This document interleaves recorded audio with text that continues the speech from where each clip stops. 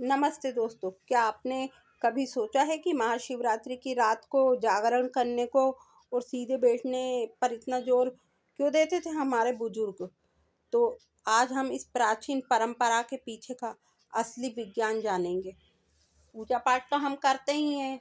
हम रात भर जग करके होम धूप हवन जप इत्यादि ये सब जो काम है महाशिवरात्रि की रात को करते हैं, क्योंकि हमें ये सिखाया गया है बचपन से कि इस दिन शिव जी का विवाह हुआ था।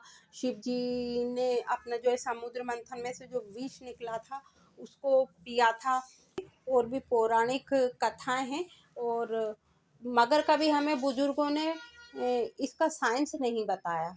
तो इसके पीछे एक गहरा छिपा हुआ साइंस भी है कि परंपरा के अनुसार पूजा पाठ जाप होम धूप ये अपनी जगह सही है, क्योंकि ये हमारे बुजुर्गों के बनाए हुए नियम हैं।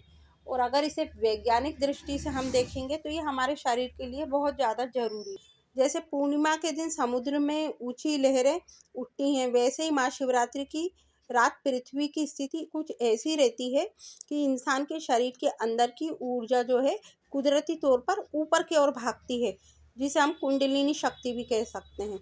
इसे हम ऊर्जा का ऊर्ध्व गमन भी कह सकते हैं। इस प्राकृतिक इस रात हर जीव को उसके मानसिक और शारीरिक विकास के अगले लेवल पर ले जाने के लिए एक मौका देती है। जैसे कि हमारा शरीर एक एंटीना है, आप इसको एक एंटीना मान लीजिए, और रीढ़ की हड्डी उस तार की तरह है जिसमें से ऊर्जा बहती है। तो महाशिवरात्रि की रात को ऊर्जा ऊपर की ओर उठती है, उसे पूरे शरीर में फैलने के लिए एक रीढ़ की हड्डी का सीधा होना जरूरी है। इसीलिए कहा जाता है कि सीधे अवस्था में बैठो, झुक करके मत बैठो। तो शरीर में ऊर्जा फैलने के लिए रीढ़ की हड्डी का जो है सीधा होना बहुत ज़्यादा जरूरी रहता है।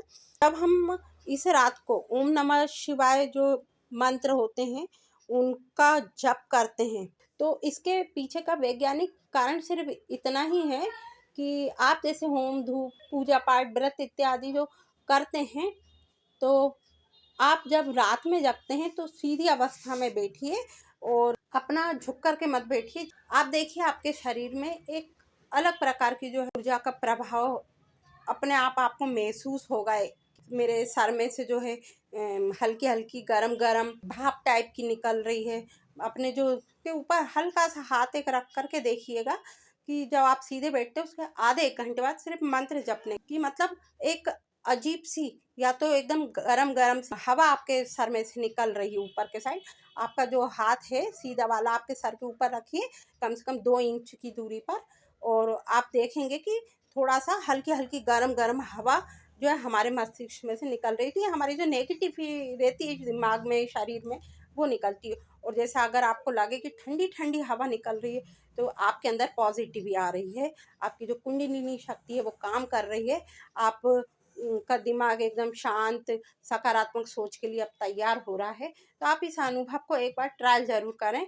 तो मेरा आपसे निवेदन है कि महाशिवरात्रि की रात को आप पूजा पाठ करिए, जप इत्यादि करिए, और अगर आपसे व्रत बनते हैं तो व्रत भी करिए, नहीं बनते तो आप रात में जाग कर कम से कम 2-3 घंटे के लिए ओम नमः शिवाय का जप जरूर करिए। तो नमस्ते दोस्तों, ऐसी जानकारी मैं आपको और लाती रहूँगी।